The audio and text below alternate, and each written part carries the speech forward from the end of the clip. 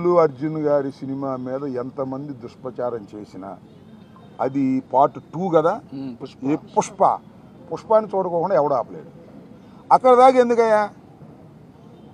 నందమూరి తారక రామారావు గారి కుటుంబం జూనియర్ ఎన్టీఆర్ సినిమాను చూడకుండా బహిష్కరించాలని ప్రయత్నం చేశారా? ఆపగలిగారా? అట్లాగే ఇప్పుడు ఆయన పేరు అల్లు అర్జున్ గారి సినిమాని ఆపాలని ప్రయత్నం చేస్తే ప్రజలు చూడరు. బాగున్న సినిమా ఏదైనా చూస్తారు. అరే రాజ్బాబు హీరోగా యాక్ట్ చేసిన సినిమా బ్రహ్మాండంగా చూసామా మేము? సినిమా బాగుంటే, ఎన్టీ రామారావు గారి సినిమాలు బాగోకపోతే ఫ్లాప్ అయినాయండి. ఏం చెప్తాం? సినిమా బాగుంటే ఎవరైనా చూస్తారు. అరచేతిని అడ్డుపెట్టి సూర్యకాంతిని ఆపలేరు.